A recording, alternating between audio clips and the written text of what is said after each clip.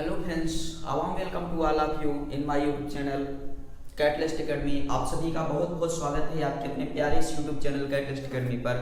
दोस्तों, आज हम लोग एक नए टॉपिक के साथ मिल रहे हैं। आपके यहाँ क्लास 12th में एक टॉपिक चलता है जिसका नाम है इलेक्ट्रिक पोटेंशियल यानी कि वैद्युत विभव। बहुत महत्वपूर्ण टॉपिक है आपकी परीक्षा के लिए, ध्यान रखिएगा। जो टॉपिक है आज का वो क्लास 12th के लिए डिजाइन किया गया है। सब्जेक्ट हम लोगों का फिजिक्स पार्ट फर्स्ट, मतलब 2 पेपर में से पहले पेपर का एक अध्याय है, टॉपिक है जिसका नाम है इलेक्ट्रिक पोटेंशियल। इस पर हम लोग चर्चा करेंगे, वैद्युत विभव के ऊपर चर्चा होगी अपनी। और उसके साथ ही साथ आपको ध्यान रखना है कि ये जो टॉपिक है ये आपका हिंदी माध्यम से चलने वाली सभी बोर्ड परीक्षाओं के लिए बहुत महत्वपूर्ण होने वाला है। हिंदी माध्यम से चलने वाली सभी बोर्ड परीक्षाओं के लिए बहुत महत्वपूर्ण होने वाला है। और बताइएगा, आप लोगों को यहाँ पर ध्यान रखना है कि आज की कक्षा से आपके जो 10 अंक हैं वो निश्चित हो जाएंगे। निश्चित ही आप अगर इस पूरे के पूरे चैप्टर को तैयार करते हैं जिसमें वैद्युत विभव और धारिता आता है तो निश्चित ही आपको 10 अंक न्यूमेरिकल और थ्योरी से लेकर आपके कंप्लीट हो जाएंगे।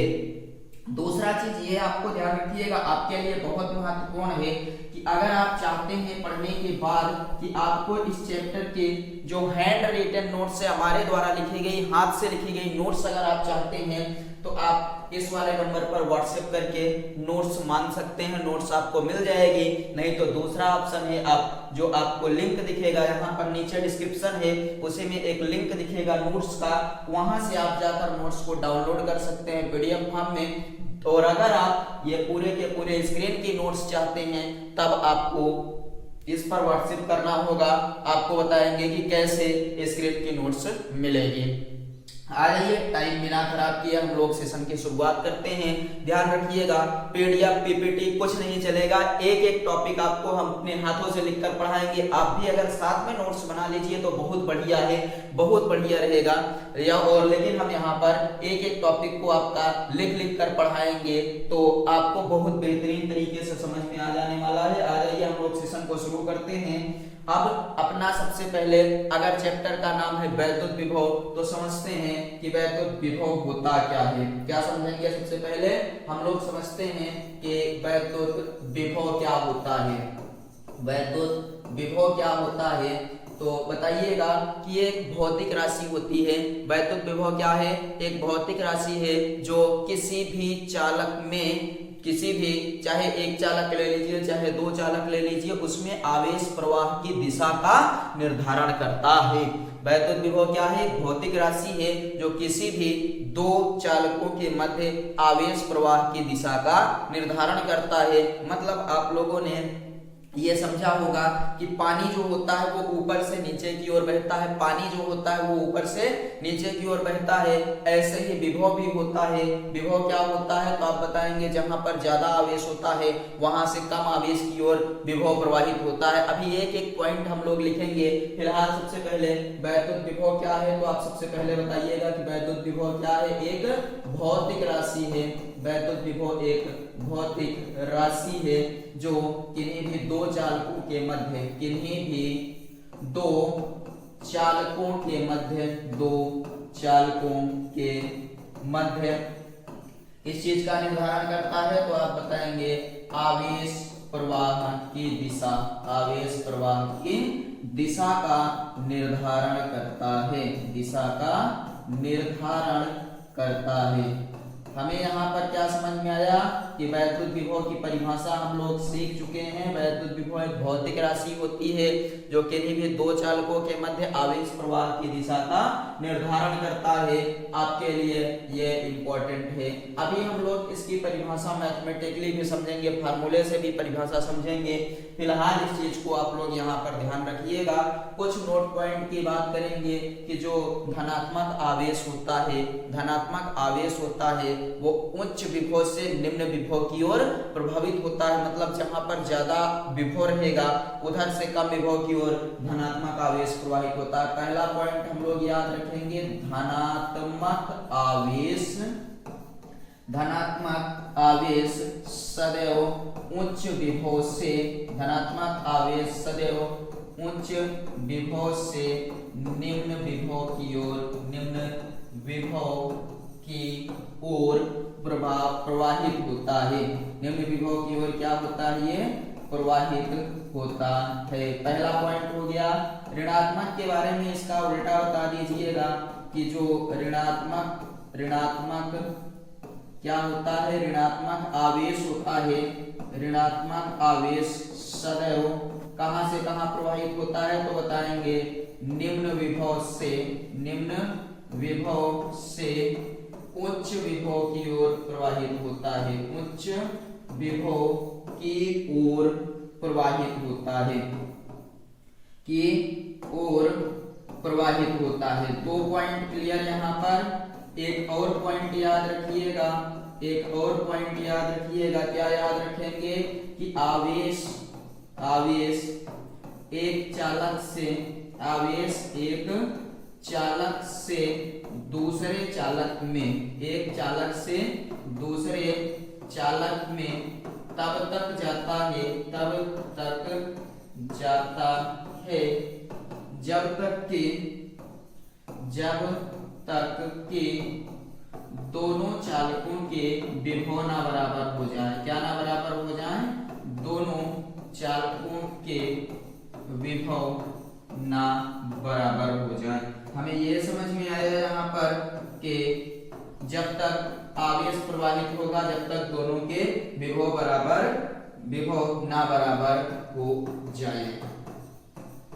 कितना पॉइंट बताइए आपको क्लियर हुआ? हमने क्या बताया कि किन्हीं भी दो चालकों के मध्य जो आवेश प्रवाह की दिशा का निर्धारण करने वाली राशि होती है उसको वैद्युत विभव या विभव कहा जाता है।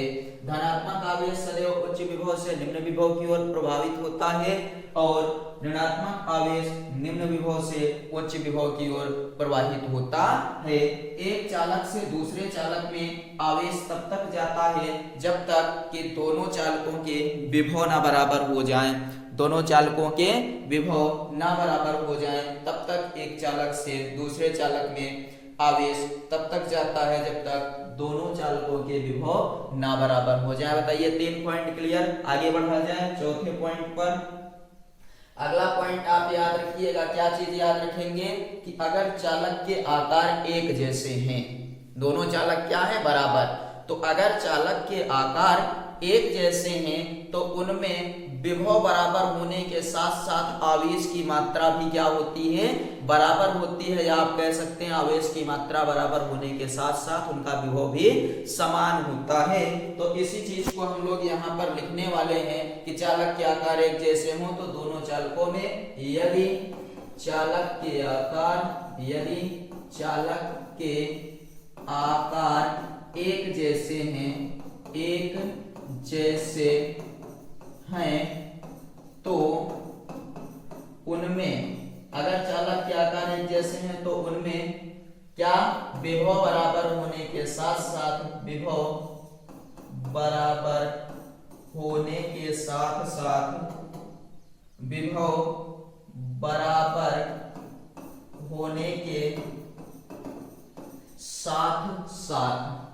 और क्या बराबर होता है? साथ साथ आवेश की मात्रा भी बराबर होती है। आवेश की मात्रा भी बराबर होती है। क्लियर हुआ? अभी आगे बात करते हैं कि विभव के बारे में। और क्या याद रखना है? आपको याद रखना है कि विभव एक अदिश राशि है। विभव कौन सी राशि है? अदिश राशि है। अब आ जाते हैं विभव के सूत्र पर और समझते हैं सूत्र के हिसाब से परिभाषा। सबसे पहले हमने कहा कि यदि चालक के आकार एक जैसे हैं तो उनमें विभव की मात्रा बराबर होने के साथ साथ आवेश भी क्या होता है? बराबर। यह एक अदिश राशि है। आपको बताया गया कि पानी की तरह विभव भी होता है। जहाँ ज्यादा विभव रहेगा आवेश उधर से धनात्मक आवेश निकलेगा कम विभव की ओर और ऋणात्मक आवेश कम विभव से उच्च विभव की ओर प्रवाहित होता है। अब हम लोग आ जाते हैं सूत्र के ऊपर। अपने पास विभव की परिभाषा बनाएंगे तो विभव जो होता है उसको V से प्रदर्शित किया जाता है। V बराबर W बटे Q। अगर परीक्षण आवेश है तो Q नॉट। यहाँ पर आप बताइएगा V क्या है? V को बोलते हैं हम लोग विभव। V को क्या कहते हैं? विभव। W को बोला जाता है कार्य, और अगर Q नॉट है तो Q नॉट को क्या कहा जाता है, परीक्षण आवेश। Q नॉट को क्या कहा जाता है, परीक्षण आवेश। एक ऐसा आवेश जिसका अपना कोई वैद्युत क्षेत्र नहीं होता है, धनात्मक प्रकृति का होता है, परीक्षण आवेश कहलाता है। यहां से बनाते हैं परिभाषा। देखिए आपको बता दें कि जब कभी भी सूत्र से परिभाषा बनाने को आ जाए तो आप बनाएंगे कैसे, जो ये नीचे वाला चीज दिख रहा है इसी को क्या कर देना होता है, एकांक। क्या कर देना होता है, एकांक। चलिए देखिए बनाते हैं। हम क्या बताएंगे यहाँ, एकांक परीक्षण आवेश को, एकांक परीक्षण आवेश को, क्योंकि यहाँ पर परीक्षण आवेश ये एकांक परीक्षण आवेश को अनंत से कहा लाने पर, वैद्युत क्षेत्र के भीतर लाने में, वैद्युत क्षेत्र के भीतर लाने में, वैद्युत क्षेत्र के भीतर लाने में किया गया कार्य, ये देखिए W की बात कर रहा है, किया गया कार्य या व्यय हुई ऊर्जा, किया गया कार्य या व्यय हुई ऊर्जा को वैद्युत विभव कहते हैं। ये आपकी हो गई परिभाषा, किसके अकॉर्डिंग, सूत्र के अकॉर्डिंग परिभाषा हम लोगों ने यहाँ पर बना लिया है। हमने कहा एकांक परीक्षण आवेश को अनंत से वैद्युत क्षेत्र के भीतर लाने में किए गए कार्य को वैद्युत विभव कहते हैं। इसे V से प्रदर्शित करते हैं, V बराबर W/Q नॉट। अब यहाँ एक और चीज बताइएगा, हम लोग इसका जो मात्रक होता है उसकी चर्चा यहाँ पर कर लेते हैं। इसका जो मात्रक होगा, विभव का मात्रक एक तो होता है वोल्ट, क्या होता है, वोल्ट, अथवा दूसरा भी मात्रक इसका पॉसिबल है, W का मात्रक क्या होता है, जूल, और आवेश का मात्रक क्या होता है, कूलाम। तो इसका मात्रक क्या हो जाएगा, जूल प्रति कूलाम। यहाँ हम लोग अब परिभाषा बनाते हैं किसके, एक वोल्ट को परिभाषित करते हैं। एक वोल्ट की परिभाषा क्या होगी, तो आप लोग इस पर ध्यान दीजिए। एक वोल्ट को कैसे परिभाषित करेंगे, आपको जब कहा जाए कि एक वोल्ट बराबर क्या होता है, समझिए यहाँ, एक वोल्ट आपसे कहा जाए तो बताइएगा एक जूल बटे एक कूलाम, एक जूल बटे एक कूलाम। एक कूलाम के आवेश को अनंत से वैद्युत क्षेत्र के भीतर लाने में अगर एक जूल का कार्य करना पड़े तो यहाँ पर जो व्यय हुई ऊर्जा या किया गया कार्य है, यहाँ पर उसका मान क्या हो जाएगा, एक वोल्ट का विभव यहाँ पर उत्पन्न होगा। आपने कहा कि अगर एक कूलाम आवेश को अनंत से वैद्युत क्षेत्र के भीतर लाने में किया गया कार्य कितना है, एक जूल, तो वहां पर विभव का मान कितना हो जाएगा, एक वोल्ट। चलिए इसको हम लोग लिख लेते हैं यहाँ पर, बताइएगा कि यदि आगे क्या बताएंगे, एक कूलाम आवेश को, एक कूलाम आवेश को कहां से लाना है, अनंत से वैद्युत क्षेत्र के भीतर, वैद्युत क्षेत्र के भीतर लाने में, वैद्युत क्षेत्र के भीतर लाने में एक जूल कार्य करना पड़े, एक जूल कार्य करना पड़े तो उत्पन्न विभव का मान, उत्पन्न विभव का मान कितना होगा, एक वोल्ट होगा, एक वोल्ट होगा। ये सारी जानकारी याद कर रखिएगा, वह विकल्प में आपसे कहीं से भी प्रश्न कर सकता है, तो इसलिए मन लगाकर पढ़ेंगे। हमने यहाँ पर सबसे पहले क्या किया, एक वोल्ट को यहाँ परिभाषित किया। तो एक वोल्ट कैसे परिभाषित करेंगे, सबको क्लियर है। किसी भी सूत्र में अगर उसके मात्रक को परिभाषित करना हो तो ऐसे ही कर दीजिएगा, दी गई राशियों को एकांक करेंगे, जैसे हमने किया। एक कूलाम आवेश को अगर अनंत से वैद्युत क्षेत्र के भीतर लाने में जूल का कार्य करना पड़ रहा है तो विभव का मान कितना हो जाएगा, एक वोल्ट होगा। इस वाली स्लाइड में अगर कहीं पर आपको कोई भी समस्या हो तो आप कमेंट करिए, नहीं तो हम लोग आगे बढ़ते हैं और पढ़ेंगे अब विभवांतर। फिलहाल इस वाले चीज को याद रखिएगा आप, और उसके बाद इसकी राशि याद कर लीजिए, मात्रक याद कर लीजिए। हमने यहाँ पर इसको परिभाषित भी कर दिया किसके अकॉर्डिंग, सूत्र के अकॉर्डिंग। अब बढ़ते हैं आगे और समझते हैं यहाँ पर विभवांतर। क्या समझेंगे अब समझेंगे हम लोग विभवांतर। समझिए विभवांतर क्या होता है, तो बताइएगा। कोई परिपथ है, उस परिपथ के किन्हीं भी दो बिंदुओं के बीच जो विभव का अंतर होता है उसी को क्या बोला जाता है, विभवांतर कहते हैं। किसी परिपथ के, जैसे इसको परिपथ माना जाए, इसे और यहाँ पर दोनों के बीच जो विभव का अंतर होगा उसी को हम विभवांतर कहेंगे। चलिए परिभाषित करते हैं। यहाँ क्या परिभाषा बताएंगे, परिपथ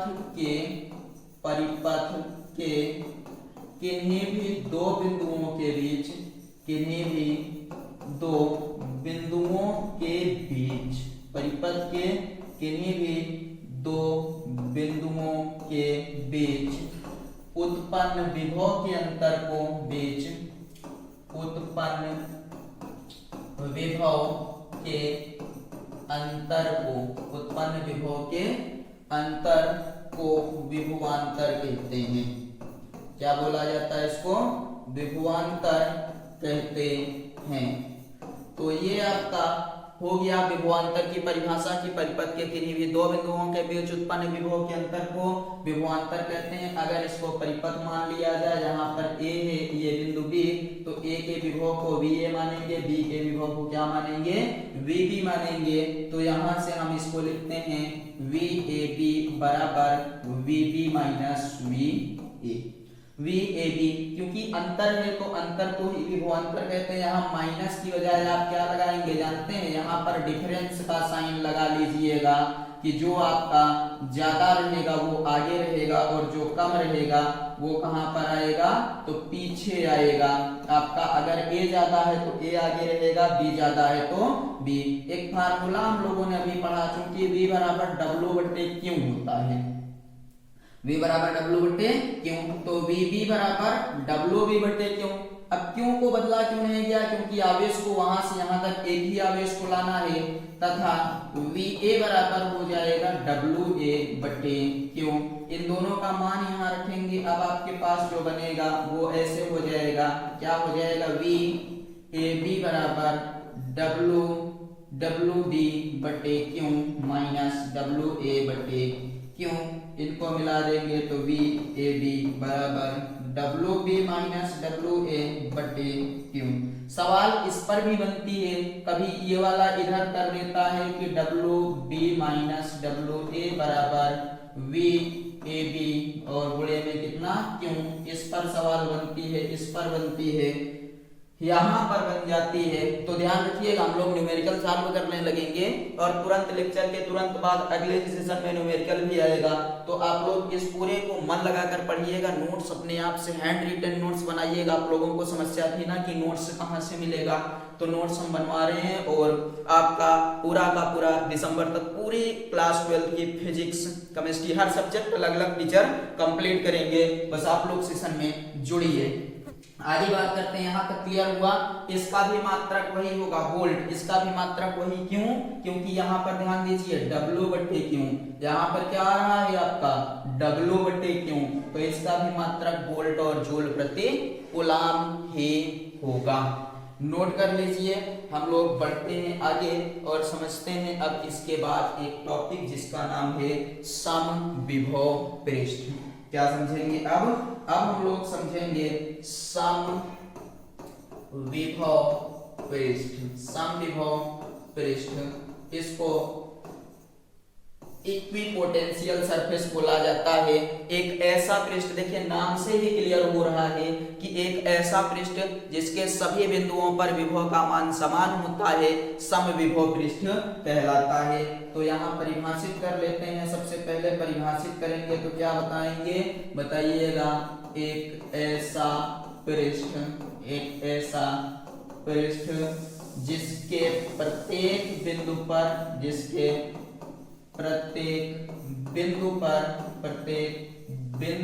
पर विभव का मान समान होता है। विभव का मान क्या होता है, समान होता है समविभव पृष्ठ कहलाता है। क्या कहलाएगा? समविभव पृष्ठ कहलाता है।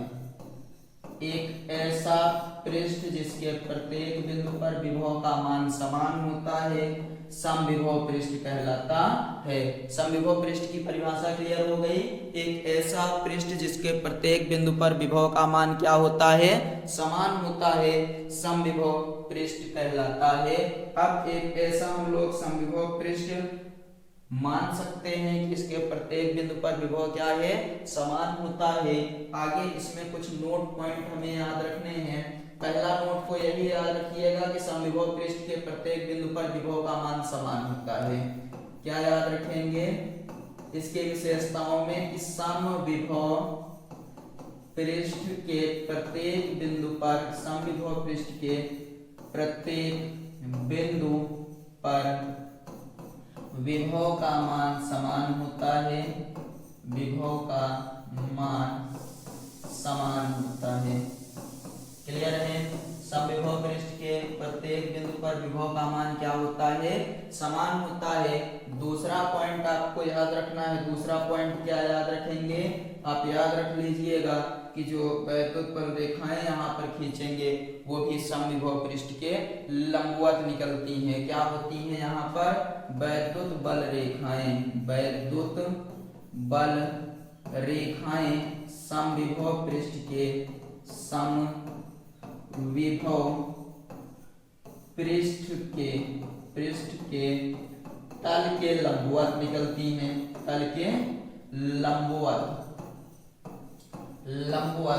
निकलती हैं। समविभव पृष्ठ के तल के लंबवत निकलती हैं। उसके बाद आगे आपको यहाँ बताना है कि दो समविभव पृष्ठ कभी भी एक दूसरे को काट नहीं सकते। क्या बताएंगे? कि दो समविभव पृष्ठ कभी भी एक दूसरे को काटते नहीं है या काट नहीं सकते। आप कह सकते हैं काटते नहीं हैं। दो समविभव पृष्ठ कभी भी एक दूसरे को काटते नहीं हैं। चौथा पॉइंट यहाँ पर आपको याद रखना है। 3 क्लियर हो गया। यदि परीक्षण आवेश को समविभव पृष्ठ के एक बिंदु से दूसरे बिंदु तक ले जाया जाए तो किया गया नेट कार्य शून्य होता है। यदि परीक्षण आवेश को, क्या बताएंगे? यदि परीक्षण आवेश को समविभव पृष्ठ के एक बिंदु से दूसरे बिंदु तक, समविभव पृष्ठ के एक बिंदु से दूसरे बिंदु तक ले जाया जाए, दूसरे बिंदु तक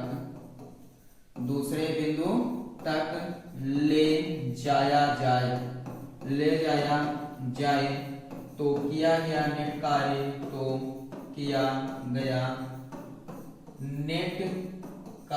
शून्य होता है। नेट कार्य कितना होता है?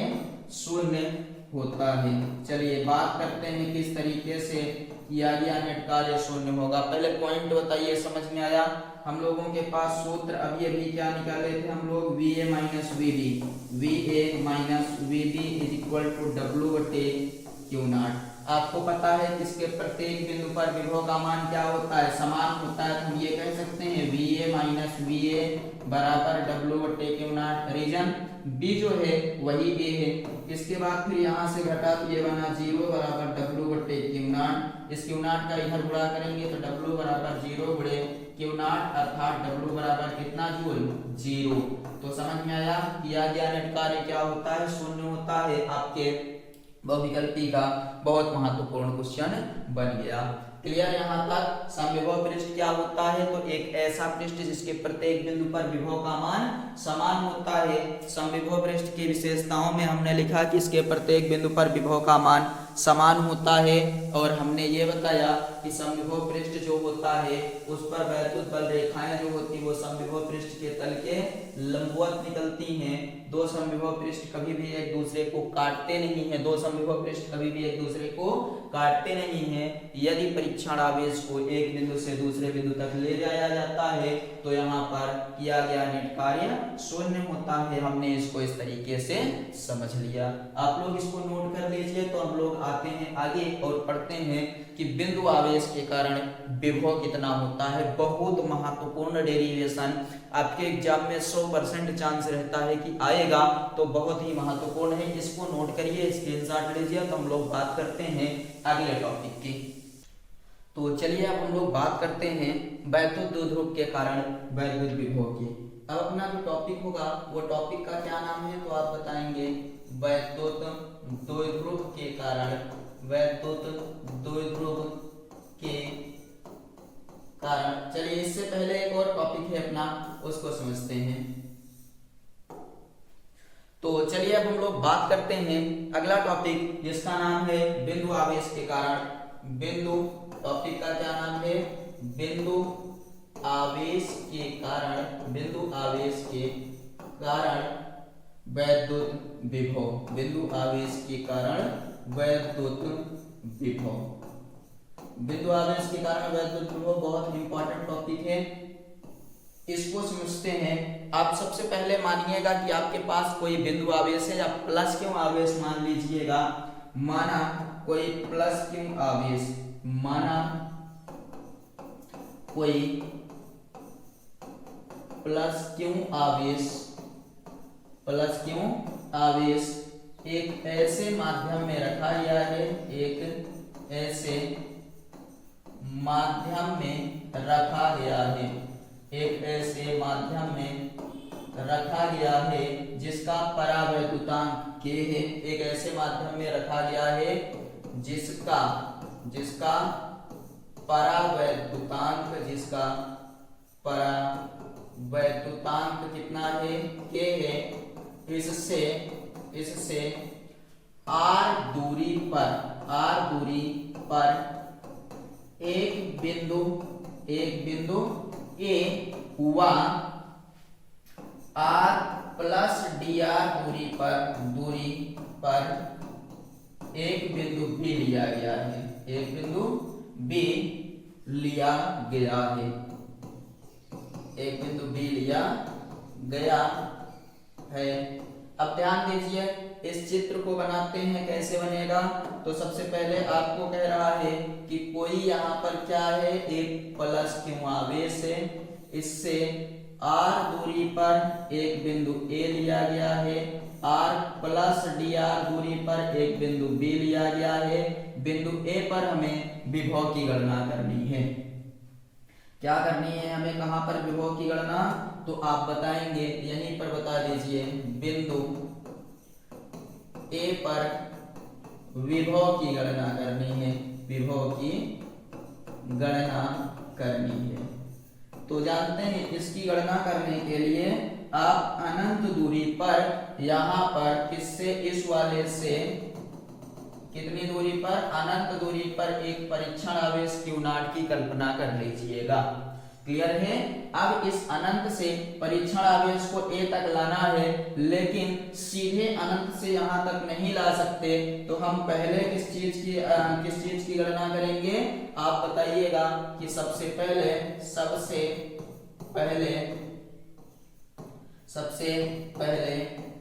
परीक्षण आवेश को कहां से कहां तक लाएंगे, B से A तक लाएंगे। अगर B से A तक लाएंगे तो जो B है आपका, जो B है और A उसके बीच की दूरी बहुत छोटी है, लाएंगे। इस स्थिति में किया गया कार्य कितना होगा, तो इस स्थिति में किया गया कार्य, पहले छोटा सा कार्य निकाल लेते हैं, उसके बाद क्या करेंगे, समाकलन। अगर छोटी दूरी है तो कार्य भी आपका छोटा होगा, अर्थात हम कहेंगे dw बराबर बल गुणे विस्थापन। यहाँ पर एक माइनस चिन्ह आएगा क्योंकि प्लस प्लस प्रतिकर्षण करते हैं हम लोग, विपरीत दिशा में ला रहे हैं। आइए अब बात करते हैं इसके आगे। आप लोगों ने एक नियम पढ़ा होगा, F जो है वो न्यूटन के नियम से यहाँ कह सकते हैं कि dw is equal to minus F की वैल्यू कितना 1/4πε0 के, एक है क्यों, दूसरा है Q0 बटे r स्क्वायर। बल का सूत्र यही होता है पहले चैप्टर में, बगल में लिख देंगे क्या dr। ये हो गया छोटा कार्य। अब अनंत से लाने में किए गए कार्य की बात करेगा तो आप याद रखिएगा, अब हम लोग क्या निकालेंगे, अनंत से a तक लाने में कार्य। तो आपको पता है अनंत से ला रहे हैं तो इंटीग्रेशन हो जाएगा dw माइनस 1/4πε0 के कांस्टेंट है, क्यों और Q0 भी कांस्टेंट है और निर्भर किस पे करेगा, 1/r स्क्वायर dr। अब लिमिट लगानी है, कहां से लाना है, अनंत से कहां तक लाना है, r तक लाना है। अनंत से कहां तक लाना है, r तक लाना है, मतलब ये वाली r दूरी तक लाकर रख देना है। अभी बताइए अगर dw का समाकलन करते हैं तो w होता है, इसको ऐसे रहने दीजिए 1/4πε0 के, क्यों Q0 अपने स्थान पर है। इस वाले चीज को हम लिख सकते हैं यहाँ अनंत, यहाँ r, यहाँ पर r की घात -2 dr हो जाएगा, r की घात -2 dr। आगे बात करते हैं w बराबर -1/4πε0 के, और बगल में कितना Q इंटू Q0। यहाँ x की पावर m लिखा है तो इंटीग्रेशन का फार्मूला लिखते हैं। फार्मूला क्या होता है, फार्मूला यहाँ लिख देते हैं, चूंकि x की power n is equal to x की पावर n प्लस 1/n+1 सूत्र होता है, याद करना पड़ेगा आपको। हम अब आ जाते हैं इस वाले टॉपिक के ऊपर। यहाँ क्या लिखेंगे इसके हिसाब से, तो इसके हिसाब से बनेगा r की घात -2 + 1 बटे -2 + 1 lower limit infinite upper limit r। Solve करते हैं आगे, w इज इक्वल टू -1/4πε0 के, q इंटू Q0, इधर बनेगा आपका r की घात -1 बटे -1 इनफाइनाइट और r। क्लियर इतना? इसको इधर लाएंगे तो माइनस माइनस बन जाएगा प्लस 1/4πε0 के, Q0, और ये बनेगा 1/r इनफाइनाइट और r। इसके बाद आपको करना होता है upper limit minus lower limit. क्या करेंगे, upper limit minus lower limit, तो w इज इक्वल टू 1/4πε0 के, Q0, अपर लिमिट r है माइनस लोअर लिमिट इनफाइनाइट है, तो इसके हिसाब से कार्य का सूत्र बन जाएगा 1/4πε0 के, Q into Q0 by r। ये कार्य है तो कार्य किसमें आ गया, जूल में। कार्य किसमें आ गया, जूल में। लेकिन हम लोगों को कार्य के अलावा भी काम करना है। कार्य के अलावा क्या निकालना है, विभव निकालना है। तो अब आगे आप बताइएगा, क्या बताएंगे, वैद्युत विभव की परिभाषा से। वैद्युत विभव की परिभाषा से, परिभाषा हम लोगों ने क्या पढ़ रखा है, तो परिभाषा हम लोगों ने पढ़ रखा है कि V बराबर W/Q0 होता है। अब मान रखने पर समीकरण 1 से तो आपका V बराबर W के स्थान पर कितना आएगा, 1/4πε0 के, यहाँ Q इंटू Q0 बटे R, Q इंटू Q0 बटे R, और सबके नीचे कितना Q0। तो बताइए Q0 से Q0 कैंसिल होगा, ये वाला Q0 कैंसिल। फाइनल फार्मूला बना अपने पास 1/4πε0 के Q बाई R, और इसका मात्रक क्या होता है, वोल्ट। इस तरीके से हम लोगों ने निकाल लिया, क्या निकाल लिया, बिंदु आवेश के कारण विभव। थोड़ा सा बड़ा डेरिवेशन है, लेकिन आपके एग्जाम में बहुत ही महत्वपूर्ण अंक का वेटेज रखेगा ये प्रश्न, तो इसको ध्यान से आपको पढ़ना है। हमने सबसे पहले कहा कि कोई प्लस क्यू आवेश है एक ऐसे माध्यम में रखा गया है जिसका परावैद्युतांक k है, इससे r दूरी पर एक बिंदु A है, r प्लस dr दूरी पर एक बिंदु B लिया गया है। और कह रहा है ए पर विभव की गणना करनी है। तो गणना करने के लिए हमने अनंत पर एक परीक्षण आवेश मान लिया, उसी को ए तक ला देंगे। तो पहले हमने क्या किया, बी से ए तक लाया। बी से ए तक लाने में जब किए गए कार्य की गणना करने की बारी आई तो हमने कहा छोटी दूरी है तो छोटा कार्य होगा, समाकलन कर दिए। माइनस क्यों आया, क्योंकि जो आपके पास ये आवेश है वो प्लस है, इधर वाला भी प्लस है, तो प्लस प्लस प्रतिकर्षित करते हैं हम, आप विपरीत दिशा में ला रहे हैं, इसीलिए आपका यहाँ पर क्या आ जाएगा, माइनस आ जाएगा। बल का सूत्र पहले चैप्टर से जो हम लोगों ने कूलाम के नियम में पढ़ रखा था, कूलाम के नियम में वही को रख दिया यहाँ पर। उसके बाद पूरे कार्य के लिए इंटीग्रेशन किया। इंटीग्रेशन का रूल है कि जो कांस्टेंट टर्म है उसको बाहर करिए, जो उसके बाद बचता है उसी को इंटीग्रेट करना होगा।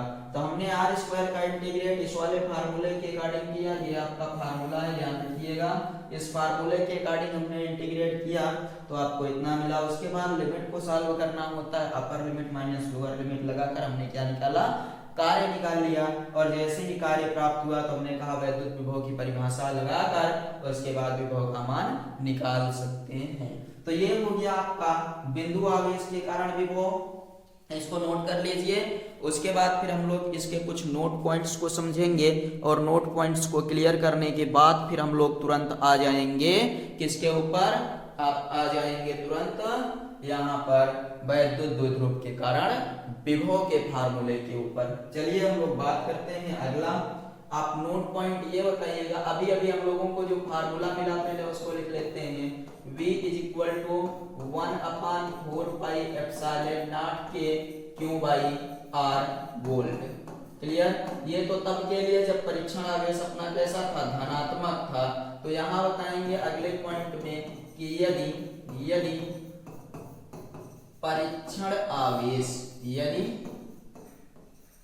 यहां पर हम परीक्षण आवेश ना कहकर केवल कहेंगे आवेश, यदि आवेश ऋणात्मक चिन्ह के साथ लिया गया हो, आवेश कौन से चिन्ह के साथ लिया गया हो, ऋणात्मक चिन्ह के साथ, ऋणात्मक चिन्ह के साथ लिया गया हो, यदि आवेश ऋणात्मक चिन्ह के साथ लिया गया हो तो आपके पास जो फार्मूला बनेगा वो V = -1/4 पाई एप्सिलॉन नॉट के Q बाई R वोल्ट हो जाएगा। अगर ऋणात्मक चिन्ह के साथ लिया गया हो तो इतना हो जाएगा। उसके बाद फिर बताइएगा कि यदि बहुत सारे आवेश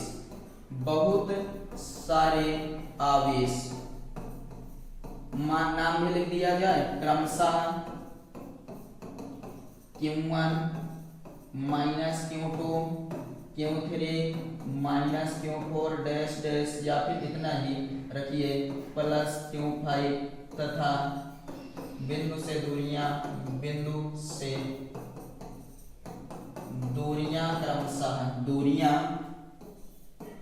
क्रमशः कितनी हो, दूरियां क्रमशः R1 R2 R3 R4 व R5 ली गई हो तो विभव जो होगा वो ऐसे होगा। ध्यान दीजिए, V = V1 + V2 + V3 + V4 + V5। Clear है। यह निश्चित बिंदु हो गया। यहाँ पर है आपका पहला, दूसरा, तीसरा, चौथा और पांचवा, ये पांचों बिंदु हो गए। इस पर आपका जो प्लस में है उसको प्लस में रखेंगे, जो माइनस में है उसको माइनस में। जैसे आपका यहाँ Q1 प्लस में है, Q2 माइनस में है, Q3 प्लस में है, Q4 माइनस में है और Q5 प्लस में है। दूरियां इनकी R1, इसकी कितना R2, इसकी R3, यहाँ पर R4 और ये कितना R5। तो विभव का सूत्र अब यहाँ पर लगाएंगे तो बताइए फार्मूला क्या होता है। V = 1/4 पाई एप्सिलॉन नॉट के सम में रहेगा, कॉमन ले लीजिए, Q1 by R1 plus minus का minus Q2 by R2 plus Q3 by R3 minus Q4 by R4 plus Q5 by R5 और इसका मात्रक क्या हो जाएगा, वोल्ट हो जाएगा। क्लियर है। ये बहुत सारे आवेश के कारण किसी एक बिंदु पर अगर विभव निकालना हो तो उसका सूत्र ये होता है आपका 1/4πε0 के, उसके बाद जो आवेश और दूरी जैसे दी गई हो उसी तरीके से पहले वाले सूत्र के अकॉर्डिंग रख देंगे, आपका सॉल्व हो जाएगा। अब बात करते हैं इसके बाद हम लोग वैद्युत दो ध्रुव के कारण विभव के। यहाँ तक बताइए एक बार क्लियर हो गया सबका, यहाँ तक क्लियर समझ में आ गया। तो अब हम लोग बात करते हैं किसकी, वैद्युत दो ध्रुव के कारण वैद्युत विभव। टॉपिक का नाम लिखिएगा वैद्युत द्विध्रुव, वैद्युत द्विध्रुव के कारण, वैद्युत द्विध्रुव के कारण वैद्युत विभव। तो वैद्युत द्विध्रुव के कारण वैद्युत विभव निकालना है हम लोगों को। दो स्थितियों में निकलता है मुख्यतः, लेकिन हम एक तीसरी स्थिति की भी बात करेंगे जिसमें आपको दिया गया होगा कि किसी भी स्थिति में यानी कि ना तो वो आपके अच्छी स्थिति में रहेगा और ना ही निरक्षीय स्थिति में रहेगा। अच्छीय में भी नहीं रहेगा और आपका किसमें, निरक्षीय में भी नहीं रहेगा। तो हम लोग उस तीसरी स्थिति पर भी बात करेंगे। आ जाइए बात करते हैं। सबसे पहले स्थिति का नाम है अक्षीय स्थिति। अक्षीय स्थिति, अक्षीय स्थिति में क्या क्या आपको लिखना होता है, तो आप बताएंगे सबसे पहले वैद्युत द्विध्रुव के बारे में कि माना कोई वैद्युत द्विध्रुव माइनस क्यू और प्लस क्यू आवेश से मिलकर बना है तथा एक ऐसे माध्यम में रखा गया है जिसका परावैद्युतांक k है। इसके दोनों आवेशों के बीच की दूरी बहुत छोटी है जिसका नाम 2l है और इसके अक्ष पर r दूरी पर एक बिंदु P है जहां पर हमें वैद्युत विभव की गणना करनी है। चलिए लिखते हैं, माना कोई वैद्युत द्विध्रुव, कोई वैद्युत द्विध्रुव किससे मिलकर बना है, बताएंगे माइनस क्यू व प्लस क्यू आवेश से मिलकर बना है, प्लस क्यू आवेश से मिलकर बना है, मिलकर बना है तथा एक ऐसे माध्यम में रखा गया है, एक ऐसे माध्यम में रखा गया है जिसका परावैद्युतांक k है। एक ऐसे माध्यम में रखा गया है जिसका परावैद्युतांक k है, परावैद्युतांक k है। इसके अक्ष पर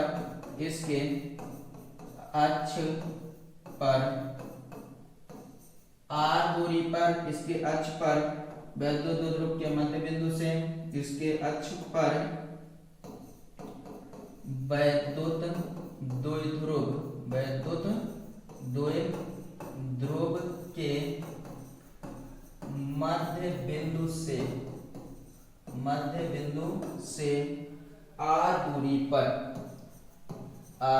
दूरी पर एक बिंदु P है, r दूरी पर एक बिंदु P है जहां पर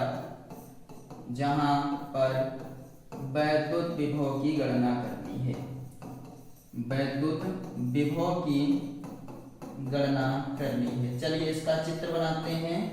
अब आप यहाँ तक इसको जो मान चुके हैं उसके अकॉर्डिंग हम लोग यहाँ चित्र बनाएंगे। हम सबसे पहले क्या बनाएंगे, कोई वैद्युत द्विध्रुव, ये यहाँ से इसके दो ध्रुव हो गए, इस वाले का नाम माइनस क्यू है, इस वाले का नाम प्लस क्यू, इसका मध्य बिंदु है O, इधर से दूरी ली गई है L, कितना लीजिएगा L, और इधर से भी कितना L।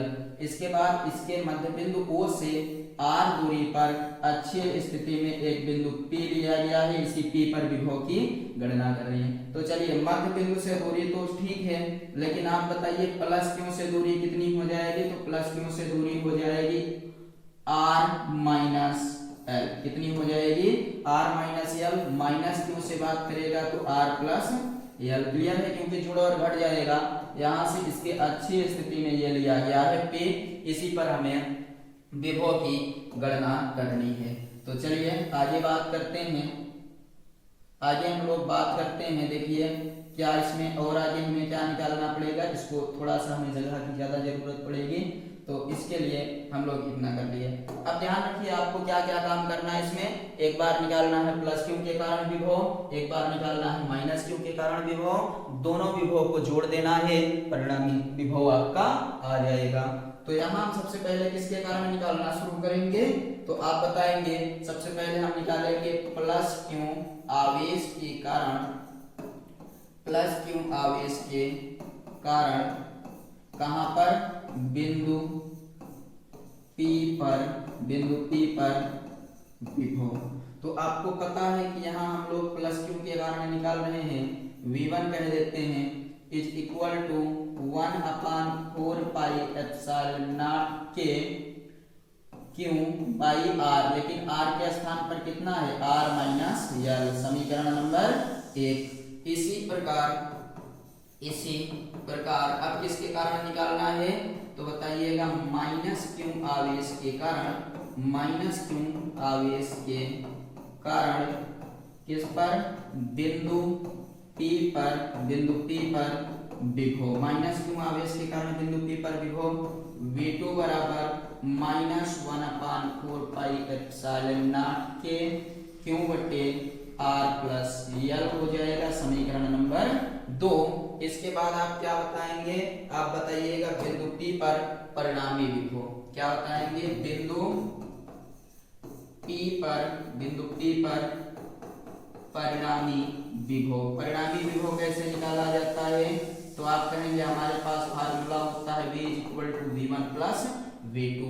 यहाँ पर सॉल्व करते हैं इसको, तो बताइएगा V is equal to V1 के स्थान पर 1/4 पाई एप्सिलॉन नॉट के Q by R minus L, plus minus मिलकर माइनस हो जाएगा, 1/4 पाई एप्सिलॉन नॉट के Q by R plus L, इतना हो गया। जो कॉमन हो रहा है कॉमन लीजिए, जैसे Q by 4 pi epsilon naught के, आपके पास यहाँ बचा 1/r माइनस यल माइनस 1/r प्लस यल, इसका गुणा इधर इसका इधर, मतलब बटरफ्लाई मल्टीप्लाई करेंगे हम लोग, तो आएगा Q by 4 pi epsilon naught के, ये r प्लस यल इधर हो जाएगा, माइनस लगाकर r माइनस यल इस तरफ आ गया, by a plus B into A minus B, तो r square minus L square.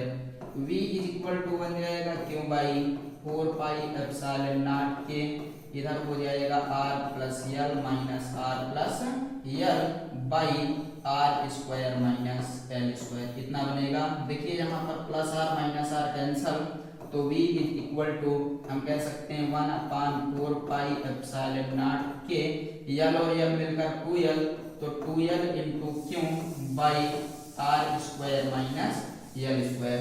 क्योंकि जो r है वो बहुत बड़ा है, किससे, बहुत बड़ा है यल से, इसलिए आपका जो r स्क्वायर होगा वो भी बड़ा होगा किससे, l स्क्वायर से। तो हम लोग l स्क्वायर को लगभग कितना मान लेंगे, 0, और 0 मानकर l स्क्वायर को आप छोड़ दीजिएगा, तो फार्मूला बनेगा v is equal to 1/, v is equal to कितना हो जाएगा, 1/, उसके बाद 4 पाई एप्सिलॉन नॉट के 2 के यल इज इक्वल टू होता है p by r square, p by r square, ये बन गया आपका फार्मूला। इसको हम लोग इसके मात्रक की अगर बात करें तो इसका मात्रक होता है वोल्ट।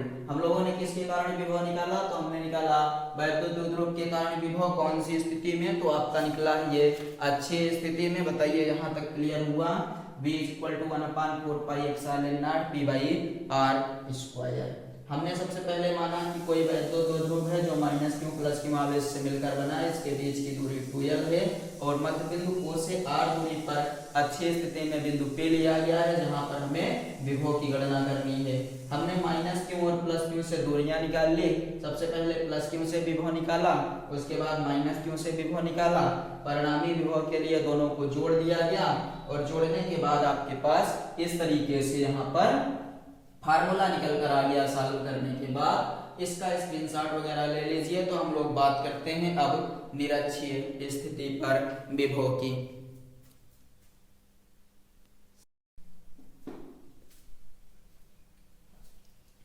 तो चलिए अब हम लोग बात करते हैं निरक्षीय स्थिति में विभव की। आपको इसमें क्या क्या मानना है, तो आप यहाँ पर बताएंगे कि माना कोई वैद्युत द्विध्रुव माइनस क्यू प्लस क्यू आवेश से मिलकर बना है तथा एक ऐसे माध्यम में रखा गया है जिसका परावैद्युतांक k है, और इसके यहीं पर आपको क्या ऐड कर लेना है, यहीं पर आपको ऐड कर लेना है निरक्ष पर। क्या बोलेंगे इसको, निरक्ष पर। तो इसको हम लोग यहाँ पर बना देते हैं, इतना ही ऐड करना है,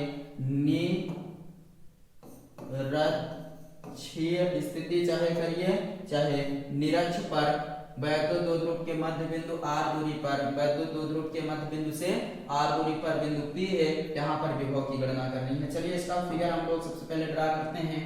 मान लीजिए ये आपका हो गया कोई वैद्युत द्विध्रुव, ये आपका क्या बन गया, कोई वैद्युत द्विध्रुव माइनस क्यू और प्लस क्यू, ये हो गया मध्य बिंदु, इससे ये वाली दूरी L और ये वाली दूरी L। निरक्षीय स्थिति में हम लोगों ने इस दूरी को कितना मान लिया, R।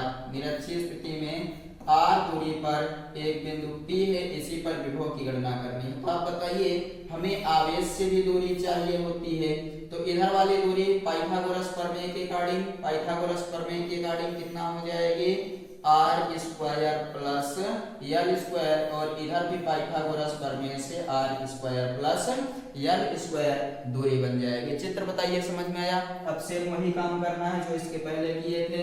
सबसे पहले क्या निकालेंगे, प्लस क्यू आवेश के कारण बिंदु P पर विभव, प्लस क्यू आवेश के कारण बिंदु P पर विभव। तो जब प्लस क्यू आवेश के कारण बिंदु P पर विभव निकालेंगे तो 1/4 पाई एप्सिलॉन नॉट के क्यू बटे under root r square plus l square, समीकरण नंबर 1। इसी प्रकार अब किसके कारण निकालना है, तो आप बताइएगा, इसी प्रकार माइनस क्यू आवेश के कारण बिंदु P पर विभव। तो माइनस क्यू आवेश के कारण निकालेंगे तो माइनस 1/4 पाई एप्सिलॉन नॉट के क्यू बटे under root r square plus l square, समीकरण नंबर 2। अगला आपका स्टेप होता है बिंदु P पर परिणामी विभव। सूत्र होता है v=v1 प्लस v2, दोनों मान रखिएगा, 1/4 पाई एप्सिलॉन नॉट के क्यू बटे under root r square plus l square, plus minus का माइनस हो जाएगा, 1/4 पाई एप्सिलॉन नॉट के क्यू बटे under root r square plus l square. ध्यान देंगे कि यहाँ पर जो आपका प्लस और माइनस है वो सेम वैल्यू के साथ है, तो कट जाएगा। v इक्वल टू कितना आ गया, 0 वोल्ट। v इक्वल टू कितना आ गया, 0 वोल्ट। यहाँ एक आपको बताना है तीव्रता और विभव में संबंध, नोट पॉइंट लिखकर नोट में ये बताइएगा कि हम लोगों ने यहाँ पर पढ़ा, क्या पढ़ा कि निरक्षीय स्थिति में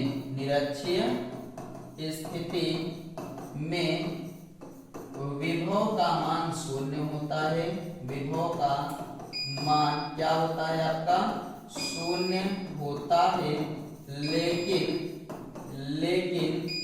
निरक्षीय स्थिति में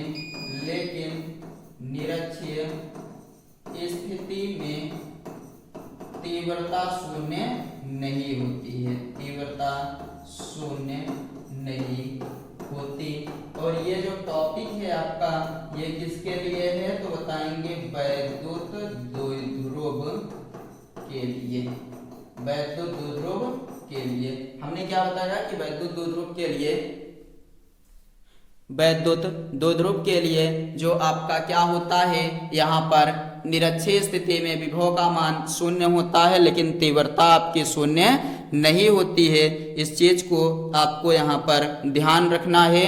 उसके बाद फिर हम लोग बात करेंगे अगले टॉपिक पर। अगला टॉपिक आपका है किसी भी स्थिति में, वो भी आपका बहुत इम्पोर्टेंट टॉपिक है, तो इसका स्क्रीनशॉट लीजिए, इसको नोट करिए। तो हम लोग आगे बढ़ते हैं और बात करते हैं वैद्युत द्विध्रुव के किसी भी स्थिति में किसी भी बिंदु पर विभव।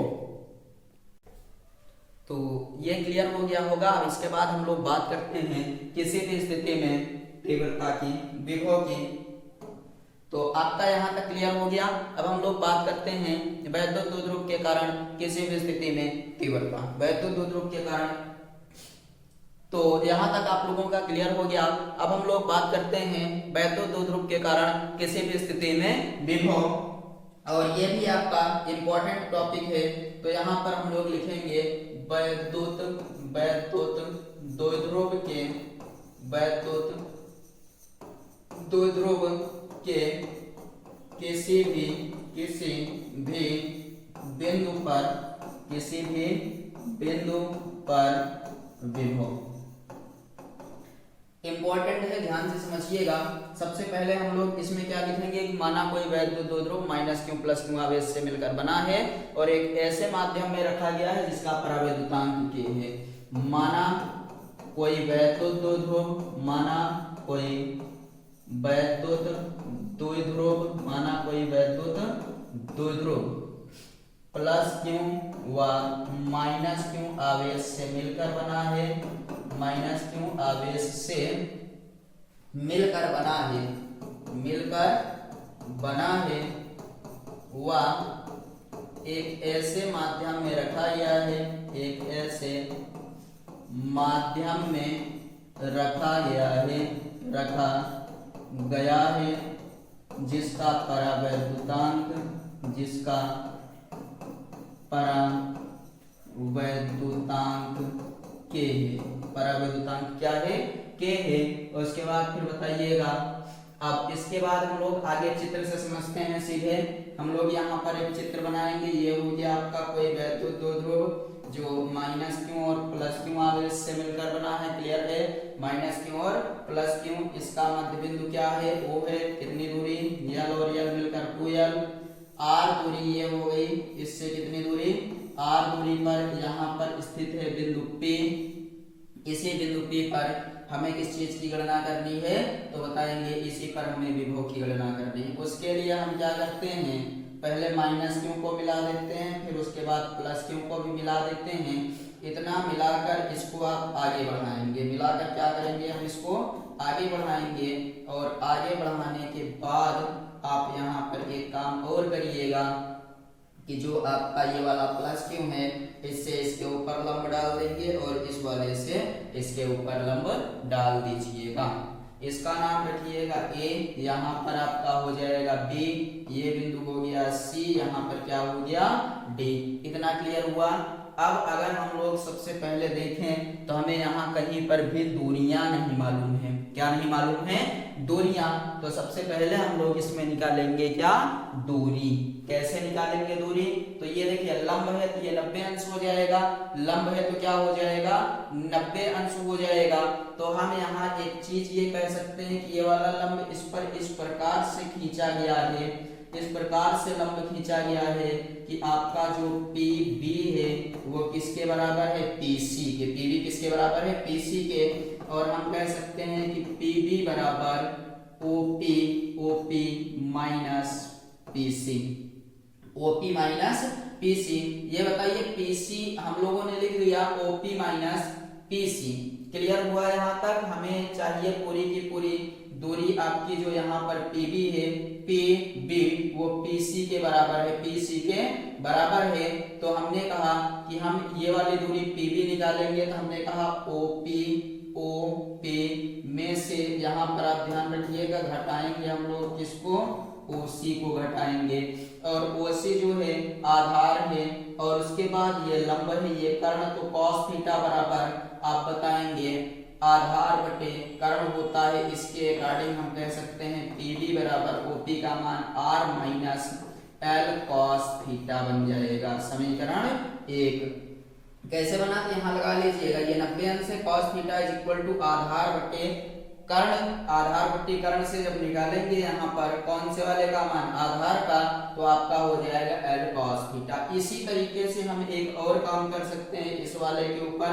आप बताइएगा कि जो AP है, यहाँ पर क्या बताएंगे, जो अपने पास AP है वो किसके इक्वल है? तो PD के इक्वल है। किसके? PD। और हम AP बराबर PD को क्या लिख सकते हैं, तो आप बताइएगा OP प्लस OD लिखा जा सकता है। ऐसे ही AP is equal to OP की वैल्यू R प्लस यहाँ पर भी cos थीटा निकालेंगे तो क्या हो जाएगा L cos थीटा, समीकरण नंबर 2। अब ध्यान से देखें तो PD जो है ये वाली दूरी है, AP जो है ये वाली दूरी, दोनों आवेश से दूरियां हम लोगों को मिल चुकी हैं।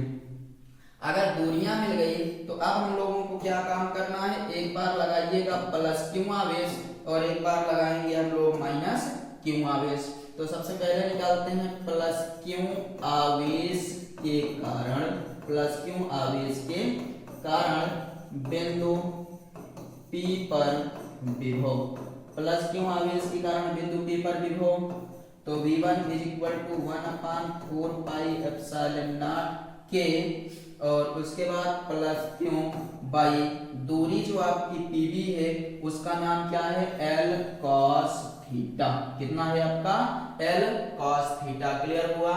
और उसके बाद पूरी की पूरी दूरी आपका PB है R minus L cos theta, तो R minus L cos theta. अब इसी प्रकार हम लोग कौन से के कारण निकालेंगे, इसी प्रकार निकालिएगा माइनस Q आवेश के कारण, माइनस Q आवेश के कारण बिंदु P पर विभव, बिंदु P पर विभव। तो माइनस Q के कारण जो विभव निकलेगा वो होगा V2 is equal to minus 1/4 pi epsilon naught K और उसके बाद Q by R plus L cos theta.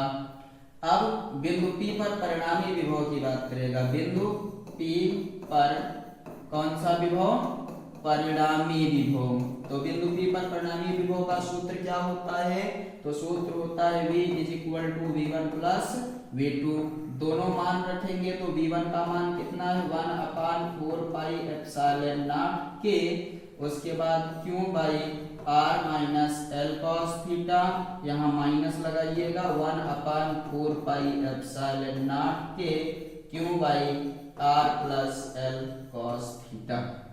जो कॉमन हो रहा है उसको कॉमन ले लेते हैं, जैसे Q by 4 pi epsilon naught K, यहाँ पर बचा 1/R minus L cos theta minus 1/R plus L cos theta, इतना बन गया।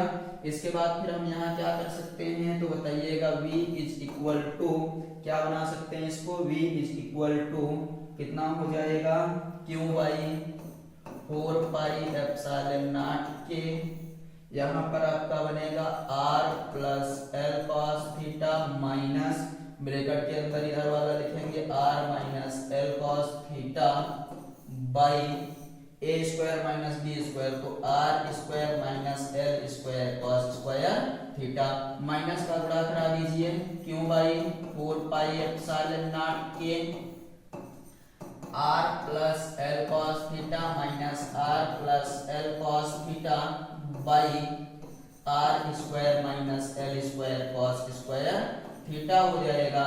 ये R प्लस माइनस वाला कट गया, अब अपने पास बचा V is equal to 1/4 pi epsilon naught K L cos theta मिलकर हो जाएगा 2L cos theta into Q, ये वाला by R square minus L square cos square theta. बताइएगा चूंकि जो L है, L cos थीटा या L अकेले बात करते हैं, L अकेले की बात करते हैं, आपके पास जो L है वो बहुत छोटा है, किससे, L है बहुत छोटा है, बहुत छोटा है किससे, R से, इसलिए L square cos square theta जो होगा वो बहुत छोटा होगा किससे, R स्क्वायर से। तो हम लोग L square cos square theta को कितना मान लेंगे, नगण्य या जीरो मानकर उसको छोड़ दिए। अब बचा 1/4 पाई एप्सिलॉन नॉट K, यहाँ पर 2QL cos theta by R square, 2QL को क्या कहते हैं, P बोला जाता है, 1/4 पाई एप्सिलॉन नॉट K, ये हो जाएगा P cos theta upon R square, इसका आपका फाइनल फार्मूला या मात्रक की बात करेगा, इसका मात्रक क्या हो जाता है, वोल्ट। इस तरीके से इस वाले क्वेश्चन को भी सॉल्व करना था। वैद्युत द्विध्रुव के किसी भी बिंदु पर विभव, हमने फिगर बनाया, इसमें सबसे पहले दूरी ज्ञात किया, दूरी ज्ञात होते ही प्लस क्यू आवेश के कारण विभव, फिर माइनस क्यू आवेश के कारण विभव। जब इतना निकल आया तो हमने परिणामी विभव निकालने के लिए ये आपके सॉल्व किए हुए दिए गए हैं सामने, इसको सॉल्व कर लीजिएगा।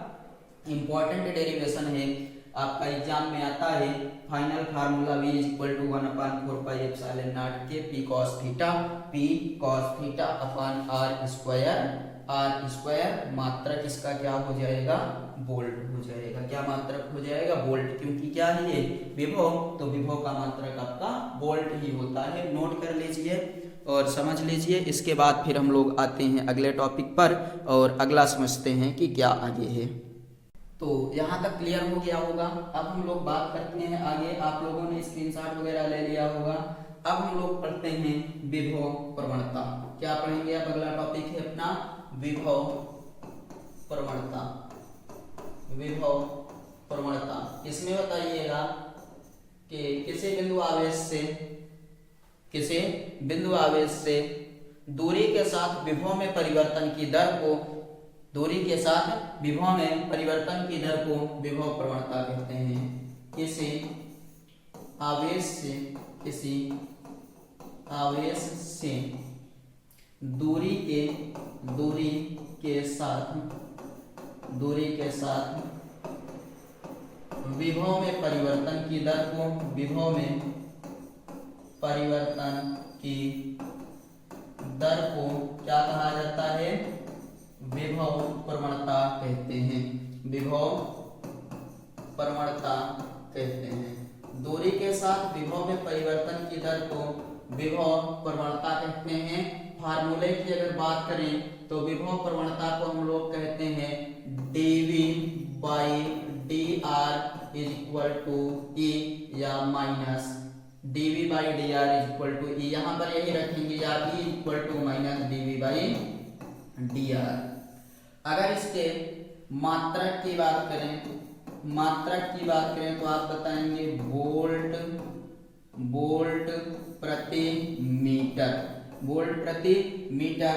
आगे अगला पॉइंट ये बताइएगा कि ऋणात्मक चिन्ह क्यों लगा है, तो बताएंगे ऋणात्मक चिन्ह यह स्पष्ट करता है कि दूरी बढ़ने के साथ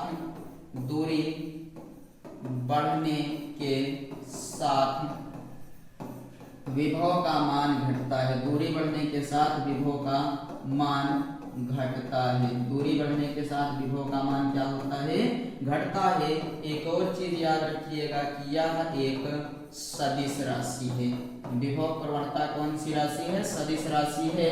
इसको नोट कर लीजिएगा, यहाँ अदिश नहीं लगाएंगे, नहीं तो आप लोग इसको अदिश बोल दें। इंपॉर्टेंट है ये, आपकी जो विभव प्रवणता है ये कौन सी राशि है, सदिश राशि है। ध्यान रखिएगा, क्वेश्चन आपसे पूछा जाता है कि विभव प्रवणता कौन सी राशि है, तो आप बताइएगा विभव प्रवणता जो होती है वो एक सदिश राशि है।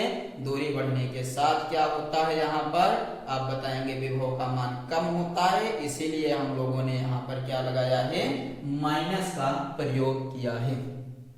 यह टॉपिक क्लियर हुआ यहाँ तक। एक और चीज पढ़ लेते हैं, विभव प्रवणता एवं वैद्युत क्षेत्र की तीव्रता में ये जो संबंध आया है ये कैसे आता है, तो यहाँ हेडिंग लिखेंगे विभव प्रवणता एवं वैद्युत क्षेत्र की तीव्रता।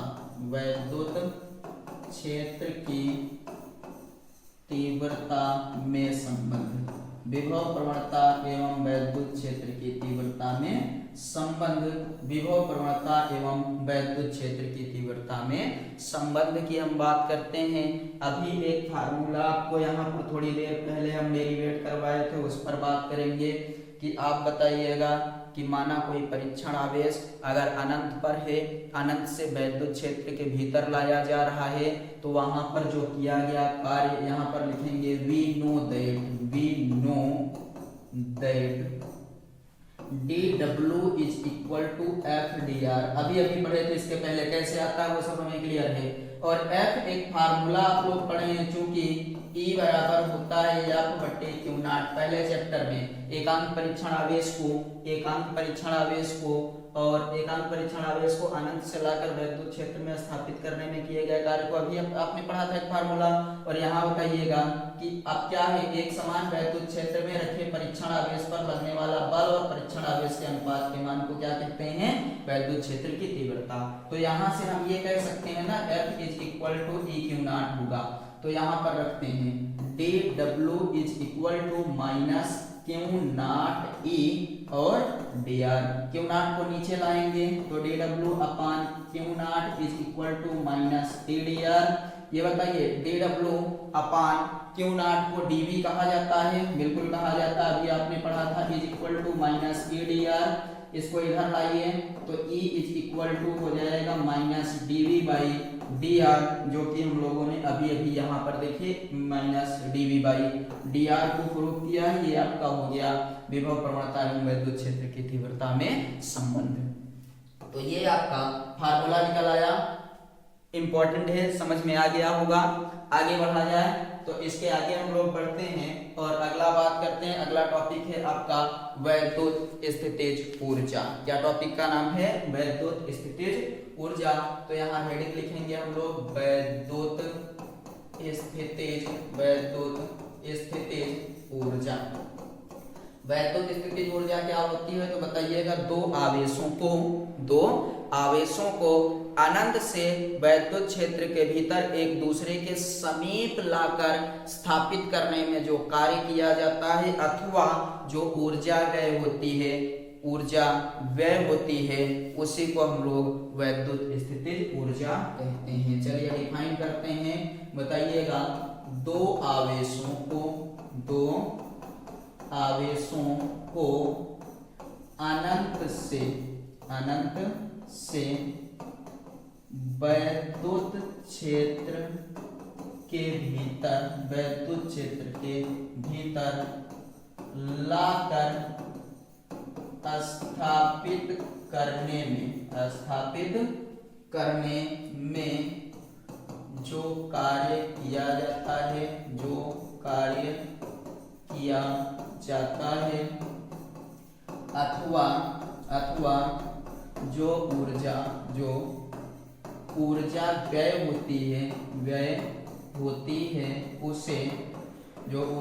होती है उसे निकाय की वैद्युत स्थितिज ऊर्जा कहा जाता है। उसे निकाय की वैद्युत स्थितिज ऊर्जा कहा जाता है, वैद्युत स्थितिज ऊर्जा कहा जाता है।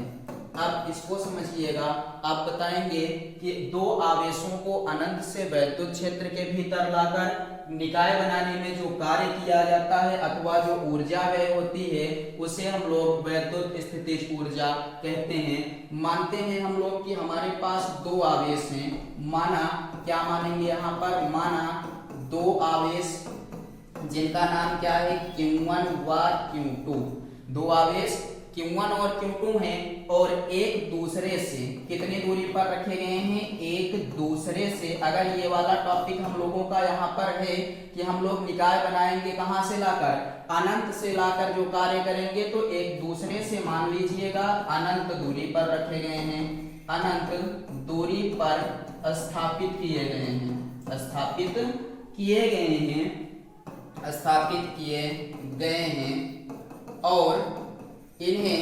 और इन्हें एक दूसरे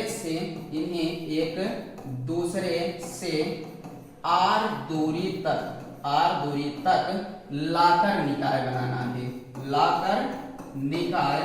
बनाना है।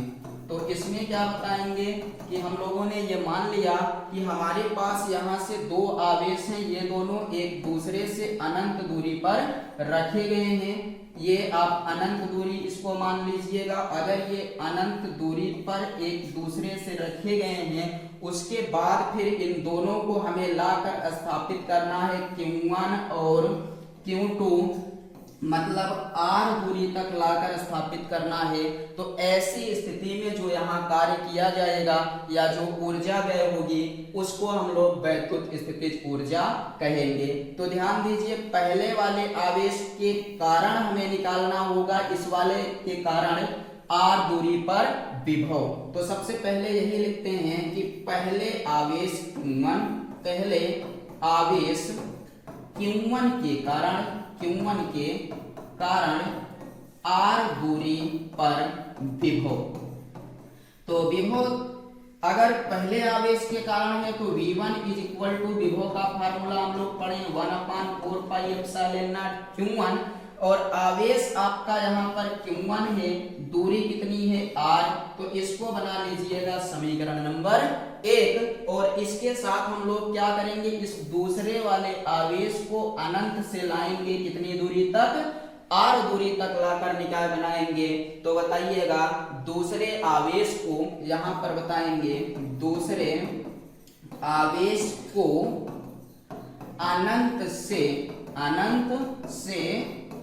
r दूरी तक लाने में किया गया कार्य। अगर कार्य की बात करें तो W इज इक्वल टू हो जाएगा V1 गुणे Q2, क्योंकि उस बिंदु पर विभव चाहिए और दूसरे वाले आवेश को लाना है, तो अनंत से लाएंगे तो दूसरे आवेश का मान चाहिए। V1 का मान पहले से निकाला जा चुका है 1/4πε0 के, और Q1/R1, R अकेले रखेंगे गुणे Q2, गुणा कर दीजिएगा तो W इज इक्वल टू 1/4πε0। उसके बाद आपका बन जाएगा Q1 × Q2/R, और जो कार्य है तो इस कार्य का मात्रक होता है जूल। इस तरीके से हम लोगों ने इस वाले डेरिवेशन को कंप्लीट किया। यहाँ सबसे पहले आपको बताना है कि अगर दो आवेश लिए गए हैं और दोनों आवेशों को अनंत से वैद्युत क्षेत्र के भीतर किसी भी दो बिंदु पर लाकर स्थापित करना है, तो उसमें जो कार्य किया जाएगा या जो ऊर्जा खर्च होगी उसी ऊर्जा को हम लोग वैद्युत स्थितिज ऊर्जा के नाम से जानते हैं। डेरिवेशन स्टार्ट किए तो हमने सबसे पहले दोनों आवेशों को कितनी दूरी पर दर्शाया, अनंत दूरी पर दर्शा दिया।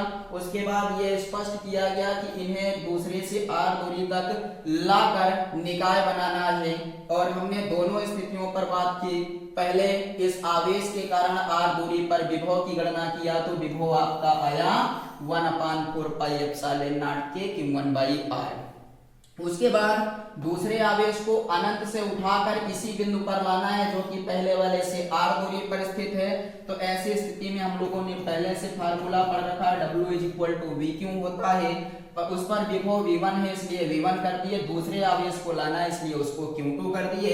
अब V1 का मान पहले से निकाल रखे हैं, उस V1 को यहाँ पर रख देंगे। आपका Q2 बगल में है, दोनों का गुणा कर दीजिएगा। W इज इक्वल टू 1/4πε0 के Q1 Q2/R हो जाएगा। अब इससे रिलेटेड कुछ टॉपिक्स हैं जिसकी हम बात करेंगे। यहाँ पर सबसे पहले आप फार्मूला लिखिएगा। जो फार्मूला निकल कर आया है W इज इक्वल टू 1/4πε0 के Q1 Q2/R जूल।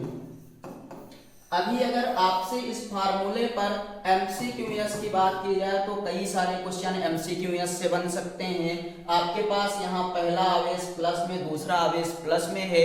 अगर दोनों आवेशों को हम प्लस में रखकर गुणा करेंगे तो ये वाला मान धनात्मक आएगा। मतलब ये कहा जा सकता है कि यदि Q1 व Q2 धनात्मक हैं या Q1 व Q2 ऋणात्मक है, अगर दोनों मान धनात्मक लिए जाएं या दोनों मान ऋणात्मक लिए जाएं तो वैद्युत स्थितिज ऊर्जा धनात्मक होगी। रीजन आप यहाँ पर बता सकते हैं कि हम लोगों ने अगर प्लस इंटू प्लस किया तो आएगा आंसर प्लस में, प्लस प्लस का प्लस में आया। अगर माइनस और माइनस करेंगे तब भी प्लस आएगा। तो इसलिए चाहे दोनों आवेश धनात्मक हो या फिर दोनों आवेश ऋणात्मक हो, स्थितिज ऊर्जा सदैव पॉजिटिव साइन के साथ आएगी, धनात्मक चिन्ह के साथ आएगी। अगले पॉइंट की बात करेंगे कि अगर दोनों में से कोई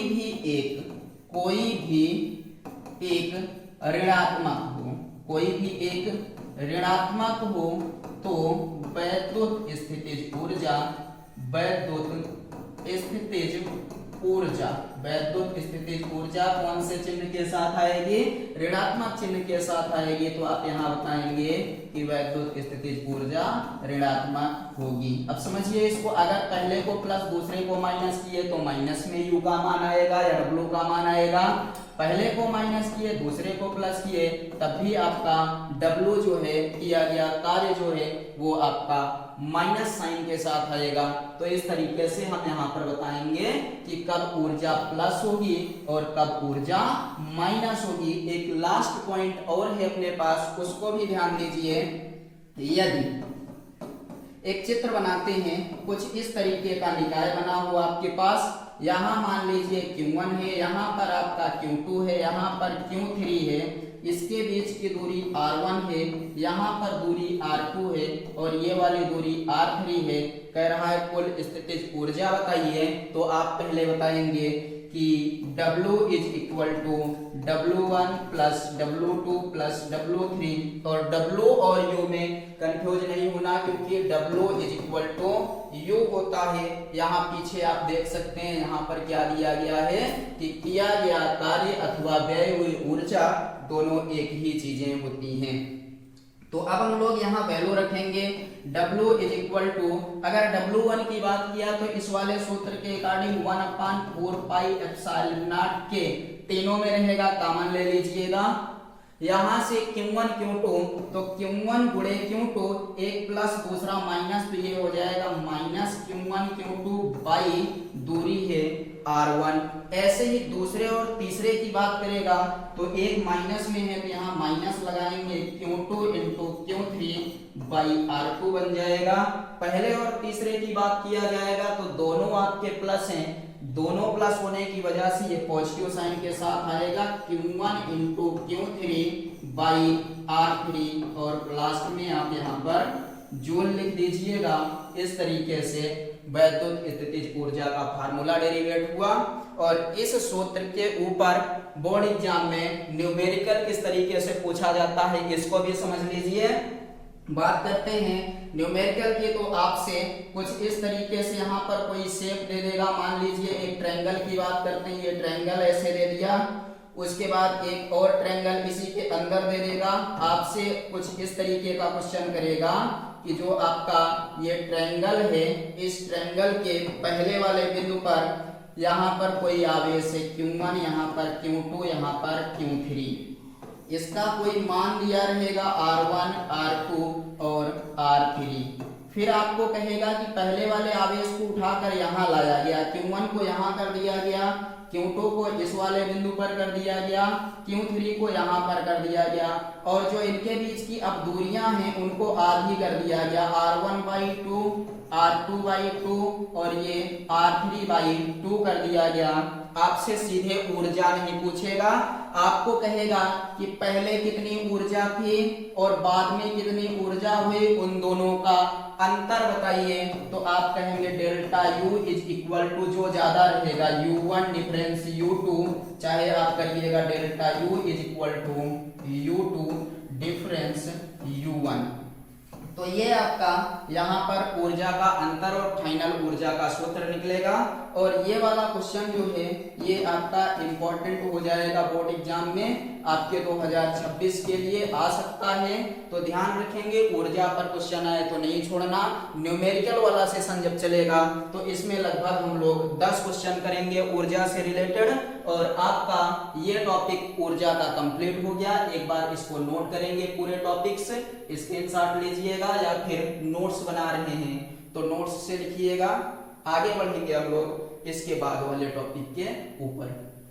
देखते हैं इस क्लास का लास्ट टॉपिक जिसका नाम है वैद्युत द्विध्रुव के कारण वैद्युत स्थितिज ऊर्जा। हम लोगों ने अभी तक क्या पढ़ा, केवल वैद्युत स्थितिज ऊर्जा पढ़े हैं। अब एक टॉपिक आखिरी है वैद्युत द्विध्रुव की वैद्युत स्थितिज ऊर्जा। तो हेडिंग लिखेंगे हम लोग वैद्युत द्विध्रुव की वैद्युत द्विध्रुव की वैद्युत स्थितिज ऊर्जा। इसमें हमें क्या बताना है, जैसे इसके पहले वाले टॉपिक को अगर ध्यान से देखें वैद्युत स्थितिज ऊर्जा की, तो यहाँ बोला है दो आवेशों को अनंत से वैद्युत क्षेत्र के भीतर लाकर स्थापित करने में किए गए कार्य को अथवा वैद्युत ऊर्जा को वैद्युत स्थितिज ऊर्जा कहते हैं। तो अगर हम इसी वाले स्थान पर जो आवेश है यहीं पर हम क्या जोड़ दें, वैद्युत द्विध्रुव, यहीं पर क्या जोड़ दें, वैद्युत द्विध्रुव अगर जोड़ दिया जाए तो वैद्युत द्विध्रुव को अनंत से वैद्युत क्षेत्र के भीतर लाकर स्थापित करने में किए गए कार्य को या फिर व्यय हुई ऊर्जा को यहाँ पर वैद्युत द्विध्रुव की स्थितिज ऊर्जा कहते हैं।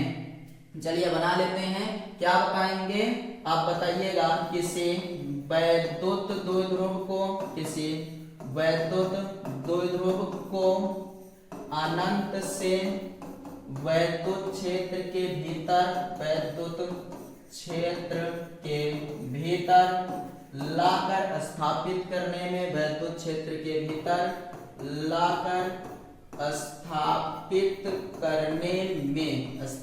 करने में किया गया कार्य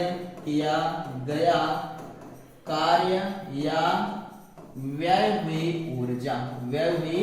ऊर्जा को वैद्युत द्विध्रुव के स्थितिज ऊर्जा कहते हैं। क्या बोला जाता है इसको, वैद्युत द्विध्रुव की स्थितिज ऊर्जा कहते हैं। ये क्लियर हुआ। हमने क्या बताया कि किसी वैद्युत द्विध्रुव को अनंत से वैद्युत क्षेत्र के भीतर लाकर स्थापित करने में किए गए कार्य को वैद्युत द्विध्रुव की स्थितिज ऊर्जा कहते हैं। अब यहाँ पर सूत्र बनाएंगे, हम लोग लिखेंगे वैद्युत द्विध्रुव की स्थितिज ऊर्जा बराबर सूत्र होता है माइनस क्यू आवेश पर बल, माइनस क्यू आवेश पर बल गुणे चली गई अतिरिक्त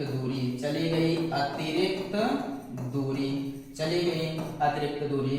तो माइनस क्यू आवेश पर बल क्या लगता है, तो आप देखिए बल का सूत्र अभी पढ़े थे आप लोग, क्यू नॉट ई होता है, तो यहाँ पर माइनस क्यू ई हो जाएगा। चली गई अतिरिक्त दूरी कितना होता है 2l, तो इसके अकॉर्डिंग हम इसको कह सकते हैं माइनस 2l गुणे क्यू गुणे ई, और चूंकि 2l गुणे क्यू इज इक्वल टू होता है आपका p, 2l गुणे क्यू इज इक्वल टू क्या होता है p, तो यहाँ पर रखेंगे तो फार्मूला बन जाएगा माइनस पीई जूल।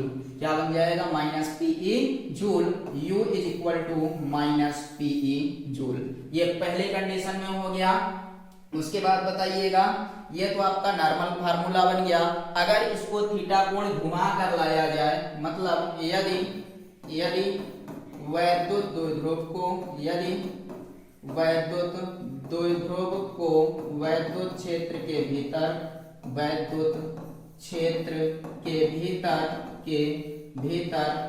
थीटा कोण घुमा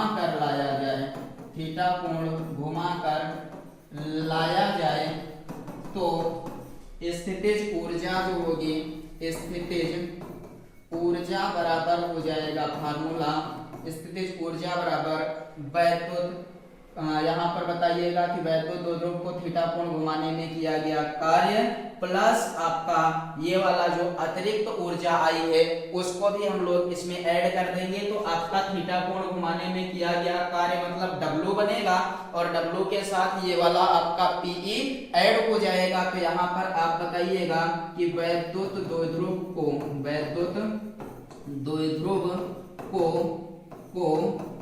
थीटा कोण घुमाने में किया गया कार्य,